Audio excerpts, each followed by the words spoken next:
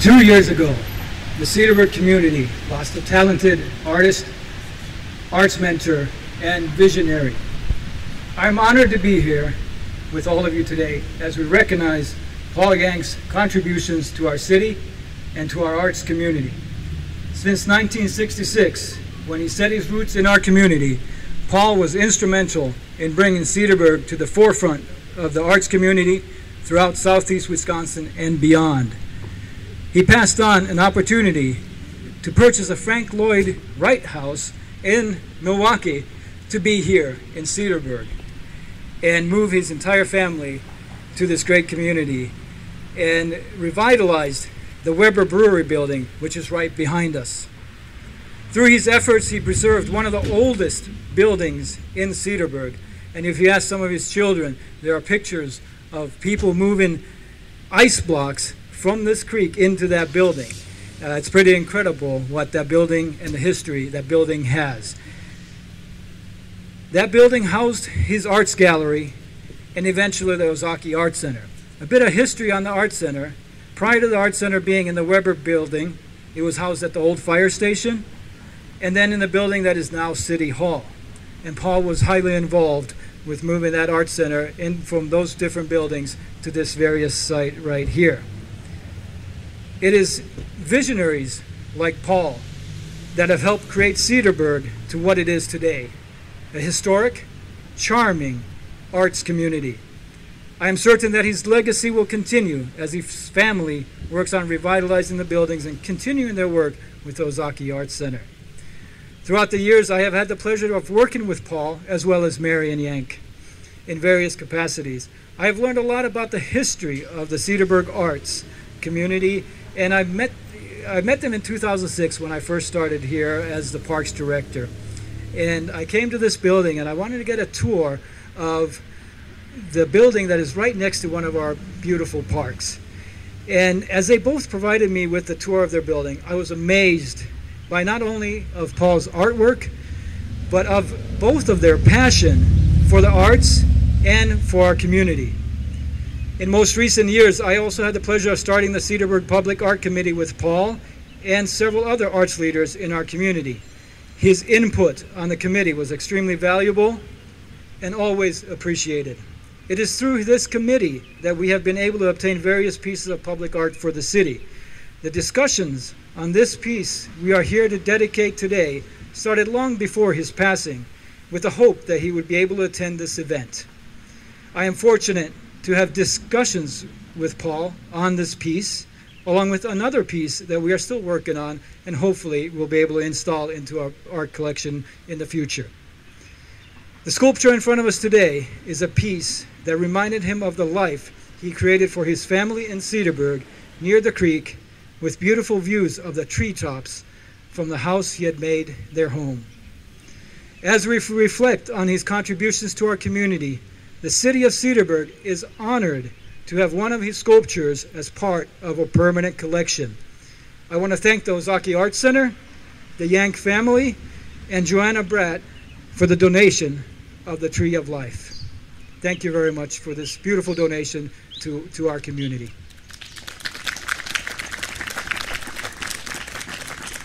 And Paul Yank's work can be seen throughout our community, and one of those areas is our Cedarburg School District. So we have our school district superintendent, Todd Bugnacki. So welcome everybody. Thank you for the opportunity to be here. Thank you Karen, Steve, Brian, of course Marion, and Alex. I haven't met you, but heard a lot about you. What an honor to be here and to say a few words about Paul. Why me, an educator, a superintendent who knows nothing about art, be here saying a few words about Paul Yank? Paul was, in my mind, an educator. He was a researcher. He inspired. He cultivated creativity. He was curious. He was a role model. He was caring and gave back to his craft and to others. I had the privilege of meeting Paul on several occasions, and on each time I met him, it was more special than the last. Paul is what I would consider a humble warrior. In the space, the center, he had been creating masterful pieces of art since 1966. When I met Paul for the first time, he welcomed me with an open heart and offered me insight into his amazing world. Mind you, my art knowledge is a -1. I have no art knowledge. But I was wise enough to know I was in the company of art royalty. I really felt like I was not deserving of being in the company of Paul. I felt this small, standing next to a man this large. But Paul, being Paul, made me feel special, like he does to many others. And he made me feel like there's a little artist in all of us. And I was awestruck. He took the time to walk me through his spaces, which I considered sacred spaces. I was so moved by his work that in years later, on several different occasions, I brought teams of staff members from the district to see his magical work, so they too can be inspired. On my very first visit with Paul, after showing me his breathtaking work in many of the nooks and crannies throughout the center, we were wrapping up our visit in the main gallery, and I was struck by a mobile structure hanging on the south wall. He proceeded to share information about the mobile. I asked him questions, he answered the questions, I asked questions, he answered, we went back and forth, and then he said to me, "Would you like that piece for the high school?" I said, "What? Me? Seriously?" I looked at Karen dumbfounded. Is he for real? These are the questions I'm asking him. Yes, Paul was for real. That's what he was about. He donated that sculpture to the high school. The piece was created in the 1980s. It is made of steel and Tiffany-styled stained glass, 3 pieces, 8 feet tall, and hanging 12 inches apart. That was Paul, the educator, inspiring and influencing the world around him through his generosity. The mobile, along with one of Paul's earlier works from the 1960s, which was donated over 20 years ago, called Centaur, which is a wall relief sculpture, is part of a permanent Paul Yank collection at Cedarburg High School. I love saying those words. Let me say that again. A permanent Paul Yank collection at Cedarburg High School. Each piece anchors one of our 2 main entrances to our building. I invite all of you to stop by and see how these wonderful pieces pay tribute to the life of an amazing artist. We are very fortunate to have been a recipient of Paul's work. What is special about this donation in the park and the donations to the district is that we are part of an extraordinary time in art history, which will only grow as we tell the story of Paul Yank. As a superintendent and community resident, it is our time to step up and give back to Paul and to support the Art Center. We have a treasure here that will add tremendous value to our community in years to come. Join me in unifying our collective effort in drawing attention to this space and Paul's work in which it deserves. We can start with a collective effort with a toast. As Miko mentioned, the studio is the original brewery here in Cedarburg. Miko called it Weber, I think it's German, Vapor Brewery. So please, let's raise an imaginary pint glass, or virtual if you will, and cheers to Paul Yank. Cheers. Thank you very much. Now I have the pleasure of introducing Mary Shamati, who is speaking on behalf of the Cedarburg Art Museum. Good evening. As Todd mentioned, I'm representing the Cedarburg Art Museum. I'm a last-minute fill-in here, although I have been working with collections and exhibitions at the fledgling museum, which opened in 2013 on the main street of Cedarburg. Since that time, and recently retired, actually.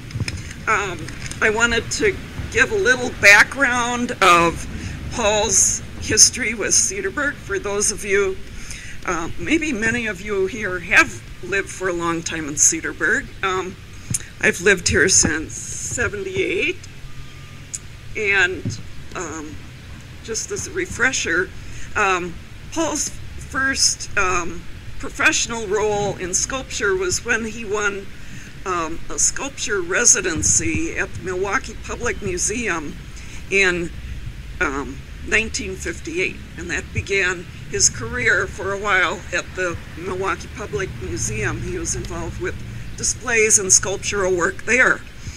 1966, he moved to Cedarburg because he had earned quite a few public sculpture commissions, and he needed a bigger space to work. So he found this brewery, which had no longer been in business for a while, and of course renovated it. and formed it into his studio. But Paul was really more influential for the whole making of Cedarburg as an artist community, I would say. Because when he moved here in the mid-1960s, he later, about 5 years later, helped to form the Firehouse Fine Arts Association, which was in the top floor of the firehouse on Mequon Avenue. Later became the Wisconsin Fine Arts Association, and it actually was a very popular organization through the late 60s and through the 70s. Paul served as director for the Wisconsin Fine Arts Association for some 38 years. All the while, he was providing studio space for artists in our community. He has world-class printmaking, printing presses there. So he was not only a renowned printmaker, but also a sculptor. And you may wonder, well, how do those two media fit together? The Cedarburg Art Museum had an exhibition of Paul's in 2018, just a few years ago, and we did show his sculpture and his prints. The commonality is that he works to build layered compositions that are very complex and multi-layered and complex, and it happens in sculpture as well as printmaking.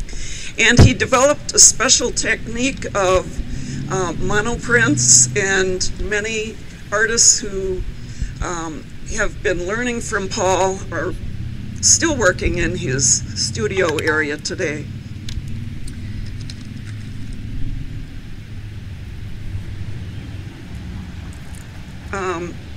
Paul was, as you know, was in the Marines, and part of his career was, or part of his tour of duty was in faraway places in Japan and other areas. So a lot of his artwork was influenced by world cultures.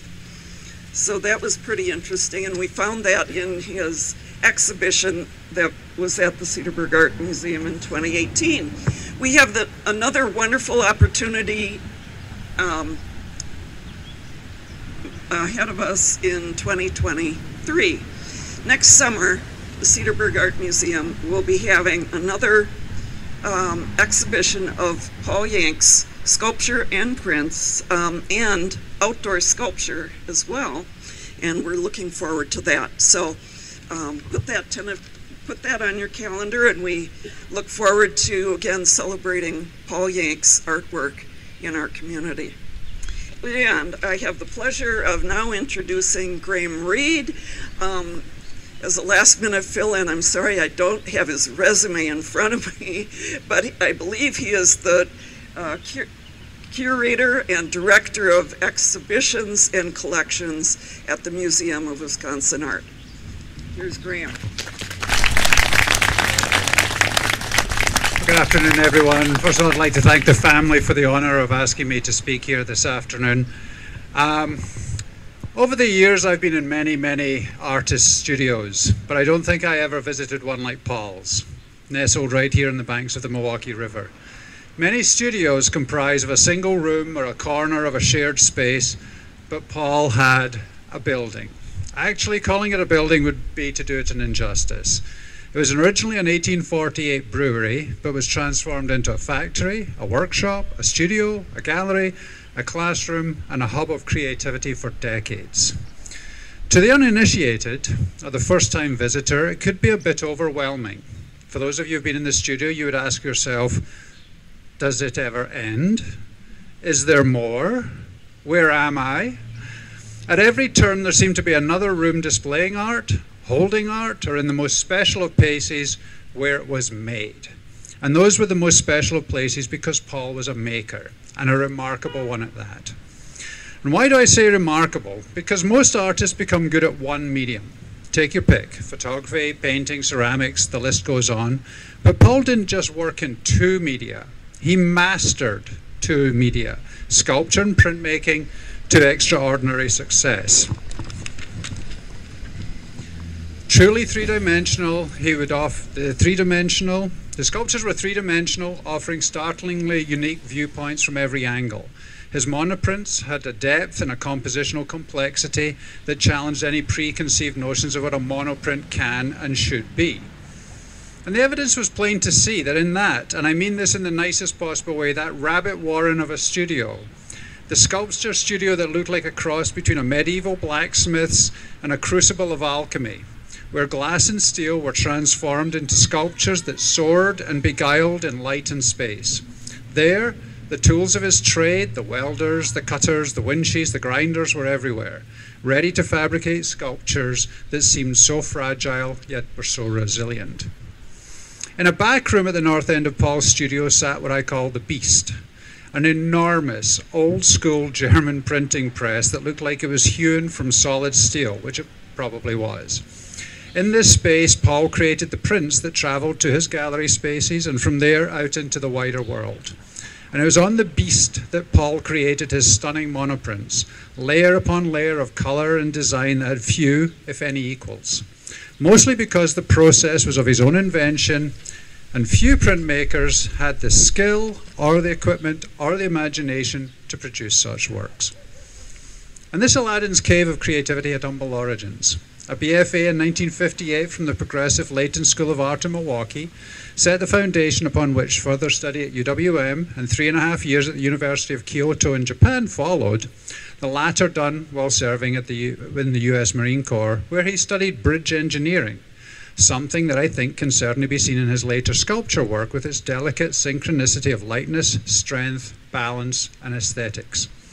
But those years as a student stirred a desire in Paul, not just to forge his own career as an artist, but to give back. And from 1971 to 2009, he taught at the Ozaki Fine Arts Center here in Cedarburg, teaching sculpture, painting, drawing, and stained glass printmaking. And this role as a teacher and mentor had solid foundations beyond Wisconsin. A national competition in 1958 saw him awarded the title of Sculptor in Residence at the Milwaukee Natural History Museum, now the Milwaukee Public Museum, and from 58 to 67 he worked on figurative sculptures and 3D objects for the museum's exhibits. Working away in Wisconsin did not prevent appreciative and knowing eyes from recognizing the quality of Paul's work, and in 1965 he executed the sculpture for the Wisconsin Pavilion at the New York World's Fair. The following year he'd move his family to Cedarburg, where he and his beloved wife Marion would remain, becoming an integral part of the community. And the experiences at the museum in Milwaukee and in Kyoto also had a profound impact upon Paul's work. At the museum, he studied cultural anthropology, and in Japan, he appreciated the indigenous culture forged over centuries. In later years, Native American, Chinese, Celtic, Aboriginal, mythological, and Japanese themes and subject matter would feature regularly in his work, an homage to his influences and experiences, and an openness and appreciation of cultures far beyond Cedarburg. As if being an active artist and teacher wasn't enough, in 2003, the Laird Leadership in Art Foundation justly gave Paul their award, but they broke with tradition and did something they never did. They split the award with two people, Paul and his artist daughter Karen, in an acknowledgement that having one great sculptor in a family was one thing to be celebrated, but to have two was quite remarkable. Clearly the metaphorical artistic apple did not fall far from the tree. Paul left us in 2019, but what he leaves behind cannot be measured in a few words in a summer's eve. Who knows how many creative spirits he awoke and encouraged as a teacher? How many homes and businesses he enhanced through the placement of a print or a sculpture? How many people's daily lives are made just that bit better or brighter upon contact with one of Paul's works? And in those homes, businesses, and even public spaces are works of art that to a great extent meet the definition of a successful artist. Superb craftsmanship, design, imagination, and emotional impact. Paul achieved the goal of any artist, to have their work be recognizable at once without seeing a name or a signature. He was a quiet, modest, prolific mainstay of the Wisconsin art scene for almost 70 years. A Paul Yank sculpture or print is instantly recognizable, and that speaks volumes for a lifetime of creativity which will be sorely missed but live on forever. Thank you very much.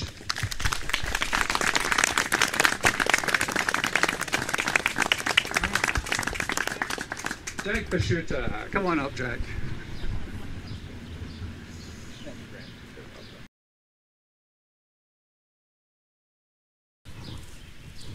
Well, Karen asked me to speak for the artists that have worked with Paul for all these years. That would be interesting to do because there were so many artists that worked with Paul throughout the years. There was no way I could contact everyone. But I'll tell you, if you look around the crowd, you're going to see a lot of them here tonight. I was one of those people that was up in that building with Paul, and we did a lot of talking. Paul was a very big sports fan. We talked the Brewers, the Packers, the Bucks. So I think he'd be happy if I started with a story about sports. Because several years ago, someone asked a coach in the National Basketball Association, what makes a star? And the response was something that he didn't expect. Because what he said was, a star is someone who makes everyone around him better. That was Paul. So in speaking about the artists and about what we saw in Paul, yeah, we saw this. We saw the creativity. We saw the sculptures. We saw the printmaking. We learned the printmaking from Paul. But we also saw Paul as a mentor, a friend, and inspiration. See, if there were three things that I could name that I think all of the artists who worked with Paul would agree with, first of all, I think there was a perspective. Paul had a very unique artistic perspective. I mean, Graham mentioned all those things with the presses that Paul did. Paul figured it out. And he gave that process, that intuition about how to do things, he tried to give it to us. So we worked with Paul. And that perspective was not just in traditional works of art. If you worked with Paul, you thought in a little different way, because his work had texture, it had color, it had shapes. And sometimes, quite literally, I would walk into that studio not knowing what I was going to work on that day. And we would put Reeves, BFK paper on one of the presses, and we would print shapes and textures and colors into it. Then we would take that off of the press and we would move it in four directions. North, south, east, west. And he would say, what do you see if I'm holding it this way? What do you see when I hold it this way? And he would get all the others involved too. We would see shapes and forms, and the art emerged. An image emerged. Now sometimes, yeah, we had things planned going into studio, but I can't tell you the number of times I walked into that building not knowing what I was going to do, but with an artistic perspective, I found art. See, there is art everywhere you look. And that's one thing that Paul taught us. So the perspective. But the other thing was the flexibility. You see, Paul didn't teach us his method so that we could exclusively just do what he did. He showed us what he did so that we could refine it and make it our own. I encourage you to walk down Washington Avenue, go into the Cultural Center, and look at the current exhibit. It's Paul's work and the work of 8, actually 9 of us who worked with Paul. 8 of us, I think we are all here tonight. The 9th one was an artist named Sylvia Chontler, who has also passed. And Sylvia has a very personal connection to me because Sylvia and my wife were very good friends. Sylvia was English, my wife is English, so we became very good friends. And we always admired the prints that Sylvia was displaying in the home. And I asked Sylvia about them. She said, well, Paul teaches an 8-week course in printmaking. You should sign up for it. So I did. I signed up for an 8-week course. My background is not art. My degrees are in television and radio and international relations. But I was always the kid in class who could draw. The teacher always has one person that when you enter the art competitions, they do the art for the class. That was me. So I went for an 8-week course and stayed for 16 years. That's how intriguing the process was, and that's how inspiring Paul was. If you go through that exhibit, and I strongly encourage you to do that, it closes on Sunday. You're going to see the work of 8 artists who are here, 1 who is deceased, and also Paul's work. So there are 10 artists. Each of our work is different. Because Paul didn't encourage us to do what he did. He encouraged us to be who we are as artists. And finally, one quality, the third one, is the availability of Paul. If you were working on something and you wanted an opinion, Paul would give you the opinion. And what always amazed me is I could sit there working for hours and try to put all the colors together, and I would say, Paul, what do you think? And in about, a 30-second review, he had it nailed. He would tell me where the colors fit, where they didn't fit, put that over here, put this over there, but it's only a suggestion. It wasn't a demand. It was a way that you could do things if you really wanted to do it that way. You know, there were some code words, if you want to call it that Paul would use that let you know what he was really thinking. See, sometimes there were processes that you wanted to try that he wasn't very sure about, and he wouldn't tell you not to do it. He would just say, well, if that's what you want to do, go ahead. In other words, it's not going to look right. But he would never say that. And you knew you were on the verge of getting something really special when Paul would come by and look at your work and say, it's looking pretty good, don't mess it up. You see, you learned what those things meant. That's how Paul operated. And all of us learned and absorbed. And in my case, 16 years working with Paul. I couldn't leave. I could try to leave, but it always brought me back. I found my medium working with Paul. You know, I mentioned that story about the star of the team makes everyone else play better. Yeah, Paul was a creative genius.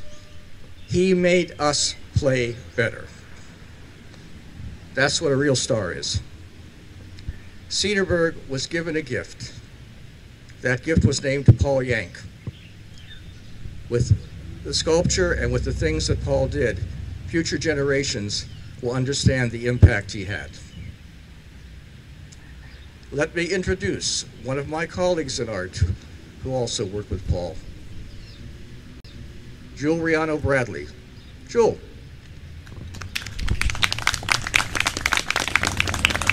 Thank you, Jack. Thank you. And thank you, Karen and the Yank family, for giving me this opportunity to express my gratitude. Jack said it all. I'm really honored and privileged to have worked with Paul. I know Paul is a brilliant artist, kind, creative, and a caring mentor. In 2011, my husband, Jim, grandson, and I stopped at the Ozaki Art Center, and it was during the Cedarburg Artist Tour. And I actually stopped by because I wanted to see what was going on in the ceramic studio, because I was really wanting to get back into some ceramic work. And when I got into the doors and started being toured around the printing presses and the galleries, I was absolutely, overwhelmingly amazed at what is in the building. And I talked to Karen, to Marion Yank and Paul, and Paul knew several of the same art educators that I knew from Milwaukee, so we connected. Marion spoke up before we left, and she said, you know, Paul sometimes mentors artists. And I said, really? I said, that's an emphatic yes for me. I would like to do that. So I arrived in the Ozaki Art Center 2 weeks later with portfolio and 100 sheets of BFK paper, rag paper made in France. And Paul had very specific requirements. You had to be able to draw, and you had to bring 100 sheets of BFK paper.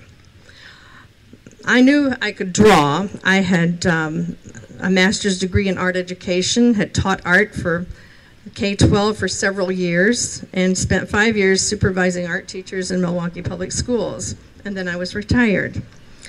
So a year later, after working with Paul, he asked me to exhibit in the annual artist tour, and I was thrilled. Actually, I was thrilled, and I wrote a letter to the editor. I didn't think it'd ever get there, but Marion actually took it over to the newspaper office. And I looked back at that recently, and this is what I had written. I was talking about my experience of being in Paul's studio and coming to the studio every week, and I quote, "One of the most exhilarating experiences of my life, each Tuesday morning going to work with Paul Yank in his studio in the Ozaki Art Center." Well, I was coming on Tuesdays to the Ozaki Art Center for almost 9 years before we lost Paul. I drove to Cedarburg and worked with Paul, and under his direction I became a printmaker instead of my clay work. And Paul required those 100 sheets of BFK paper because he didn't want us to feel like we had to worry about making a mistake. He wanted us to have as much paper around as we thought we would use, and it was good. It was a philosophy that he had to keep us working positively. My story is only one, and I just want to briefly say that how much I appreciated Paul. Paul told me that he had mentored over 200 students. Paul made art every day, and every day he set an example of high standards. He encouraged and critiqued our artwork, and on occasion, when he would say, "That's a huggy," then we knew it was good. Many of my colleagues are here today, and over the years, the camaraderie of my fellow artists grew as we grew to love and respect Paul's expertise and creativity. He brought the best out of us, and Jack emphasized that very well. The current art exhibition that Jack was describing at the Cedarburg Art Center, it's one not to be missed. The art made in the presence of Paul J. Yank speaks louder than any of our words can say. Today I make prints, and every day I miss Paul and think of what I learned from Paul. Today we celebrate his life and his work. I am grateful and honored to have known him. And now I'm also honored to know his loving and supporting family. And at this time I'd like to introduce Brian. Where's Brian?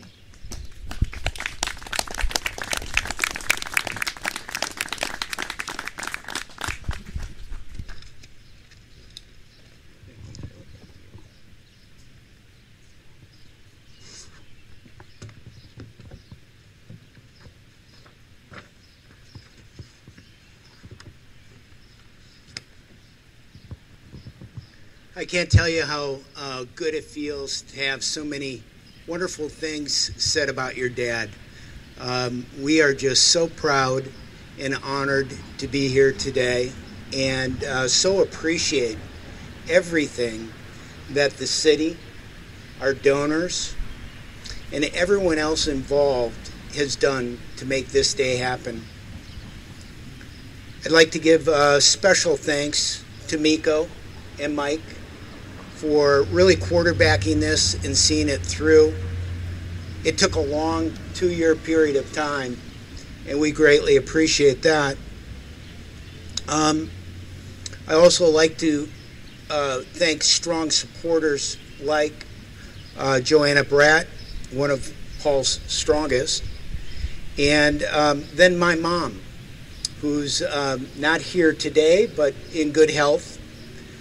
She was behind my father every step of the way.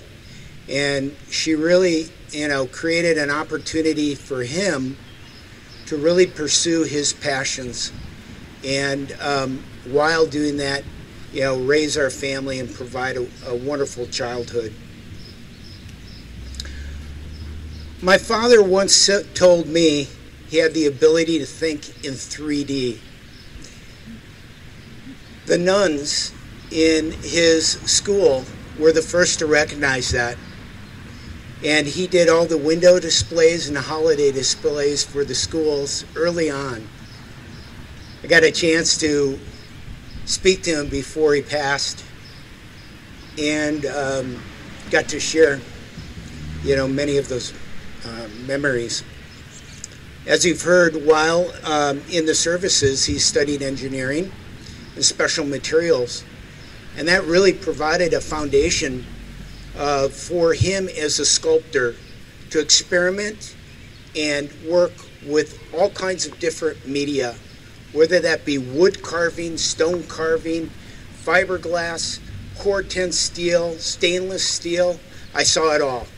And it was amazing to see the guy work. He was stationed in Japan, as you've heard, and even though he didn't speak any Japanese whatsoever, he convinced the teachers to let him study at the University of Kyoto. So I really think that helped reinforce his ability to shine as a printer and, a love for printing. After the military, it didn't take long for the ad agencies in Milwaukee to recognize his talents. And ironically, he ended up working on some of the largest accounts, the brewing accounts, and that was Schlitz, Pabst, and Miller. Kind of fitting that he'd work into the brewery one day. I'm going to take a step back and review. You've heard some of this, but you'll hear it from my perspective. Some of the memories of growing up as a child. It all started at that Milwaukee Public Museum, the streets of old Milwaukee, and the Native American exhibits in particular. They both strongly influenced my father going forward. You heard that he did a 7-year artist in residency program where he was head curator of those exhibits and did most of the figurative work.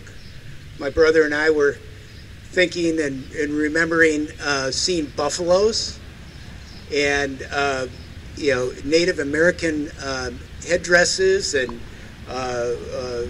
all kinds of things coming out of our shop. It was really fun to get behind the scenes.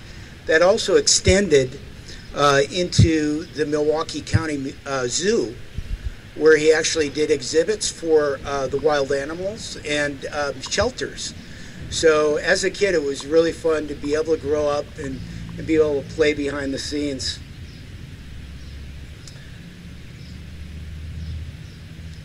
We all had the opportunity to live in a Frank Lloyd Wright home, and that was really a pleasure.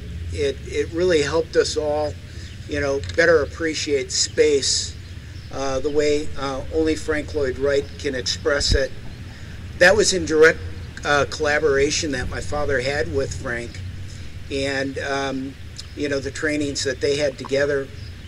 My wife and I were talking earlier today. We love one of the quotes from Frank, and he said, "If you invest in beauty, it will remain with you for all the days of your life."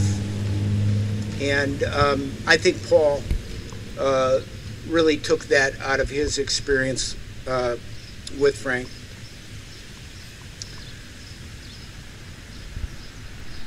Then came the brewery in the 60s. Just have such fond memories of growing up here in Cedarburg. I don't think there's a better place to raise a family, and just really enjoy being able to experience it in a 175-year-old brewery. I recall my dad's large-scale work, and you've heard about some of it here. The Badger Meter Fountain on Brown Deer Road. It is a stainless steel structure with 3 arms, and it supports massive ice structures during the winter. One of my favorites. He also did the Summerfest fountain that stood in Cathedral Square for decades, and just a wonderful exhibit or example of the breadth of his work in fiberglass setting. And then we also heard about the New York World's Fair. He did the Wisconsin Pavilion, and then that was later relocated to another location here in Wisconsin. Paul opened Cedarburg's first Fine Arts Center, and that was again in the Firehouse Fine Arts Salon, adjacent to the fire station. And not a lot of people remember those days, but it was a early start at historic preservation that transformed into the Ozaki Art Center, as you've heard, at the Washington School. Then there was the woolen mill, what we call today the Cedar Creek Settlement across the river. My dad and mom worked closely with Jim Pape during those days, and Jim's bottling operation was actually located in one of the basements, or the cellars as I call them, in my dad's studio. So I think his bottles were a work of art in and of itself, but a very, very cool time. And then Jim and my mom and dad and so many others, including Steve Fisher, a prior mayor, really fought vigorously to preserve these beautiful historic structures, including the woolen mill inn. That would have been ripped down and a gas station put up on that site. So it was really a combined effort, and I'm glad that my father was part of that. Finally, I loved going to church with my family. We started out at St. Francis Borgia, and I want to compliment the city, Jack, Miko, Mike, for really doing their part to preserve that history and still permitting development, here in our community. They say that if you marry your talents with your passion, you'll never work a day in your life.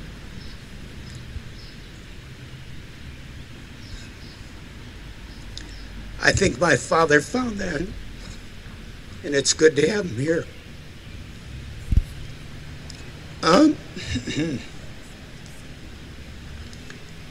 In closing, I just wanted to reiterate and thank the city for support and recognition, the donors, like the Bratts, the Elines, the Shumways, my brother Steve, for being there for my mom and dad. We greatly appreciate that. And my sister, Guiding Light. Karen, I can't wait to see what you do over the next decade.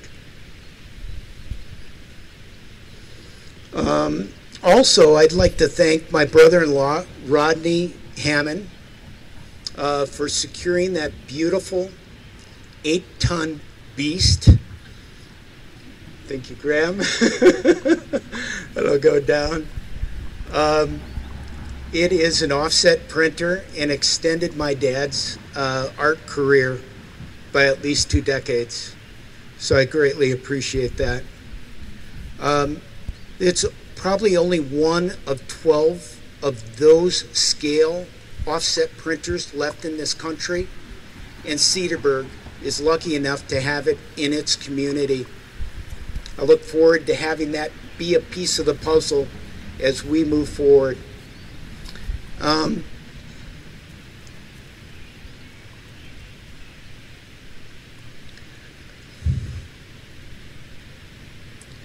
Again, I'd like to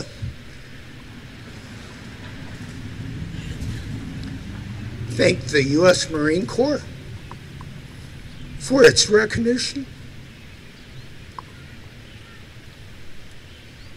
and everything it does for this country. My mom is one of the strongest individuals that I've known, and she gives me great strength, enough to finish a speech. Finally, I'd like to just say thank you to my wife for being here and your love and support. Thank you all. And now I get to introduce my sister.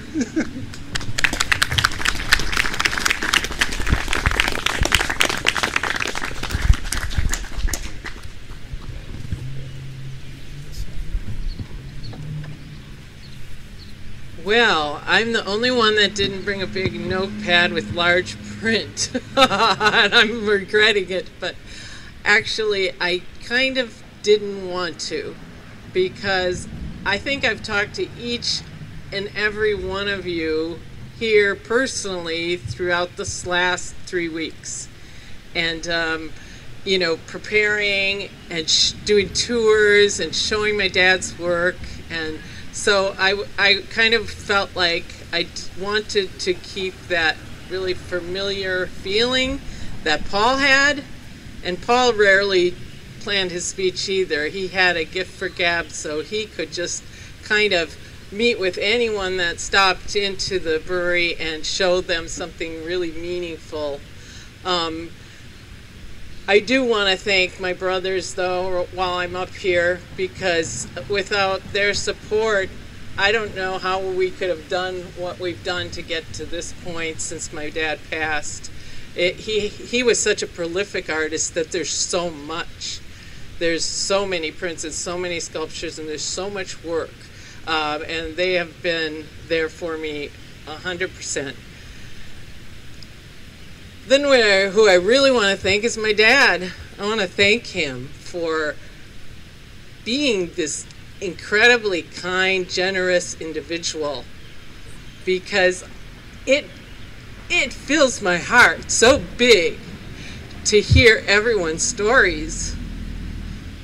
Everyone here has a story that has told me, you know, that they maybe only met Paul once, and they'll have a memory of that experience and what he said to them and how he shared and what sculpture they were looking at, and they can't forget the image of that sculpture. I've had people tell me that they can't stop dreaming about certain sculptures. And so it's just such an honor to be his daughter and to be here with you all that loved him. I want to thank him too for his genius. He was a genius. I mean, there's no doubt. And he could create in 3D like nobody I've ever met. He always could draw the figure from young on, and he learned that in art school, and he taught that for years. But if you see his other sculptures, not necessarily his outdoor work, but his indoor work with the figures, he slowly built those figures out of just pencil rods of steel, and he built that three-dimensional figure. And then, as eccentric as he was, he went ahead and put Tiffany style glass in it. So some of these sculptures maybe took him 3 years to build. And I just want to thank him for his drive and his determination, and he left me with so much beautiful work that now I have the pleasure of working with various museums and with the Cedarburg Museum even, and I got to help curate the show that's going to be up this coming summer. That show is going to be up from mid-May to mid-September and celebrate his life here. And we'll have lots of opportunities to have other speakers and different programs where we can educate. So the other thing that I really wanted to, of course I want to thank the city because, Miko started us out, and he was just a lovely addition to our city when he came and started working for our city because he really cares. And he came and met with my dad just out of curiosity. And, Paul, as he was aging, anytime he'd see a strong, healthy man, first he'd give him the tour and talk about his work, but then he'd be like, hey, do you think you might be able to help me lift this, And so Miko helped my dad move many sculptures for many different shows and things, and he's become part of the family too, as everyone here has. So I want to thank them, and I want to thank the museum for being so kind to do another celebration of Paul's life after already doing that big retrospective. And I also want to thank them for having the foresight to do the retrospective while he was alive to enjoy it. It meant so much to him, and I'm so excited about the show that we've curated. Samantha, the curator, she's almost due to have her baby soon, and she was under the weather and just couldn't join us today, but she's met with me like 5 times since I've been here, and we've orchestrated the show, so I wanted to thank her. And then my phone closed. Let's see if it'll open. Yes, it will. And then I also wanted to thank Graham Reed for coming all the way from West Bend, which, to our little Cedarburg, but really he honored us with insight because he has a much larger expertise in the art world, and he honored Paul by placing him in that in the history of Wisconsin artists. And he's taken a real interest in Paul's work. He's been to the studio 3-4 times. He's met with Paul before Paul passed, and we were talking about all these things we are working on now still. And so it's just been a pleasure for me to kind of step in. Dad already started all these wonderful contacts and friends, and I kind of get to step in and work with these wonderful people. I also want to thank the Ozaki Art Center, all the people that have been on our board in the past, our artists that take classes, all of the people that keep it functioning. It was obviously one of my dad's loves, and he gave a ton of time to it. And when we were kids, I think of all these stories. I could keep talking forever, but he could teach anything. So like always there was an artist from Milwaukee coming that there was a snowstorm or they were sick or something. He'd step in and teach the jewelry class. He'd step in and teach the pottery class. He would teach any class, and he could. He was a Renaissance artist, and so I was kind of always at awe of that.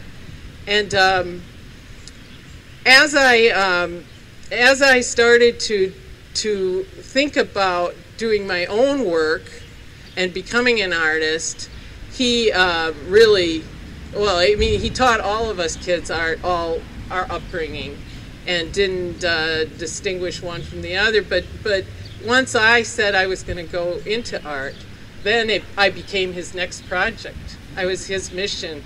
He taught me everything he could, and he paved the way for me and my success. 100% I owe him. And he gave me his talent genetically, I think. I think some of this comes mysterious ways, but I can't thank him enough for what he's done for me. And my husband, Dad was a very mild-mannered person, did not brag at all on himself, never acted like he was better than anyone. And the only time I've really heard him brag, it was about me. He would, once I started doing large-scale public sculptures and stuff, people would tell me, oh, we heard all about you, and it just touched me. But then what made my dad even happier is I married a printmaker, and he's a good one, and he's nationally known, and so my husband Rodney Hammond made our lives really whole and brought us all together.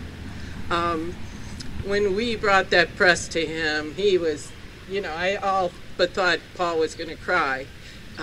He was so happy about that, and then Rodney has come many times over the years and worked with him on how to use it, and now he's been working the last couple of weeks with some of the students and teaching them things that Paul didn't necessarily know, and looking at different ways of making printmaking. So I just want you all to know that Rodney and I want to continue his work with the Art Center over the years. It's going to take a little while. We have some work to do. But we're going to continue, and so we want you all to stay part of our family and continue on. And I also want to thank my lovely daughter for coming. She came from Brown University to come here for Dad's dedication. And I can say one little word about that is when Dad was in the hospital, he was so pleased because he said, "Karen, the doctors know where Brown University is," because he would tell other people and they wouldn't be impressed. And he was so pleased that the doctors all knew, and that was his next person to brag on was my daughter. So I love my dad with all my heart. I want to thank Joanna Bratt. Is William here? Hi, William. William is Joanna's son, and he is representing Joanna here tonight. But Joanna has been a part of my family as long as I can remember. When I was a little kid, I knew Joanna, and she always supported the arts. She always supported the Art Center, our Art Center, and she always supported my dad. She collected his work. I would say she, out of all his collectors, had a really integral part in his success because she allowed him to have that success.